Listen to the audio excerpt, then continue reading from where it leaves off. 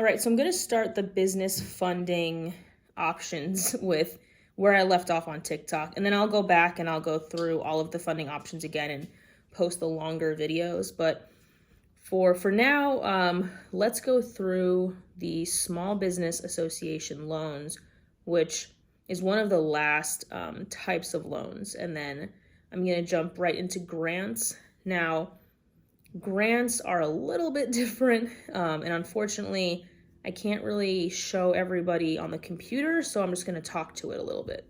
All right, so on SBA.gov, there you're going to find the top right, it says funding programs. From here, you're going to click on whichever loan you're looking at, but I'm going to click on the title loan so we can go through each one. Now, when you scroll down, you're going to see that there is a lot of information about SBA or Small Business Association loans in general. They use lending partners to manage the money and payment, but the money is coming from Small Business Association. So let's just jump right into it with the 7A loans, and then we'll go over at 504 and microloans. Now, 7A loans, they in themselves have their own requirements, so you're going to want to take a look at that. The other thing is there are requirements, right? There are ways to figure out if you're eligible. So make sure you go through all of these and make sure you can hit each and every single one of those line items. Now, they are very specific about how to use the loans. And then the one thing about the 7A loans, there's a laundry list of things you need to provide them in order to apply for or to even consider being eligible, which is why your business plan is so important.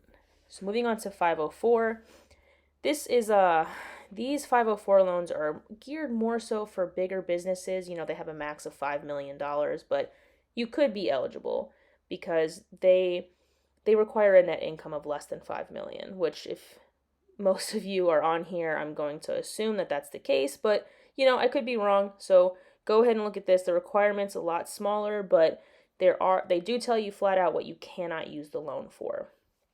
And then there are less of a requirement for what you need to apply, but it is lender specific. And then microloans are really what I think everyone should take a look at, because microloans are, you know, up to $50,000, which in the business world is not a lot, but you know, it does depend. The lender has their own requirements.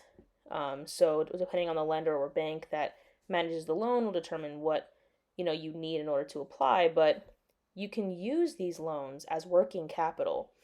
So you can use it to scale your business. I've seen in some instances that you can even take out one of these loans if you have good personal credit. You can take out one of these loans to actually start your business.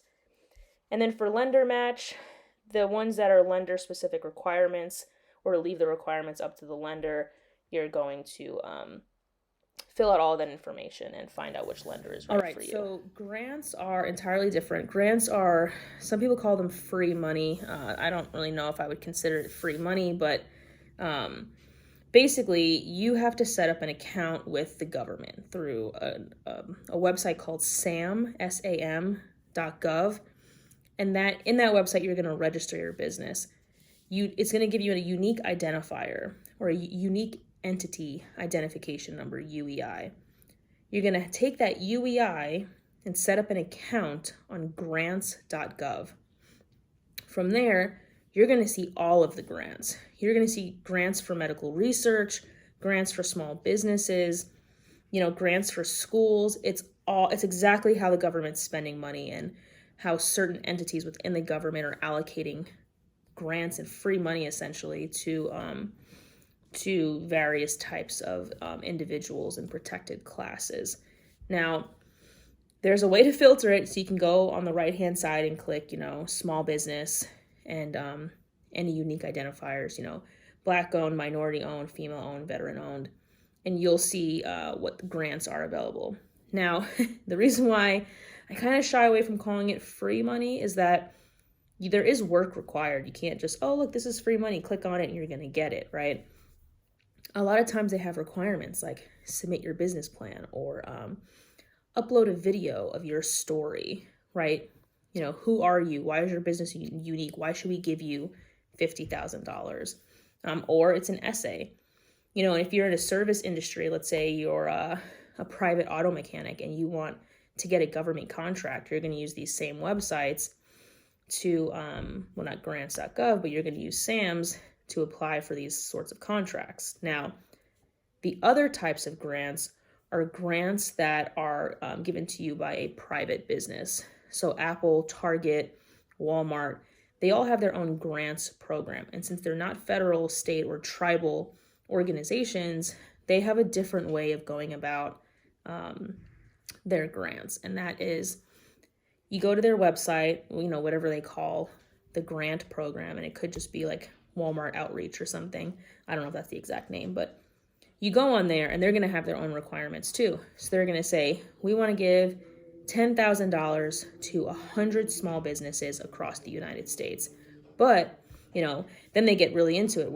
We only donate to disabled veterans, or we only donate to companies that operate in third world countries.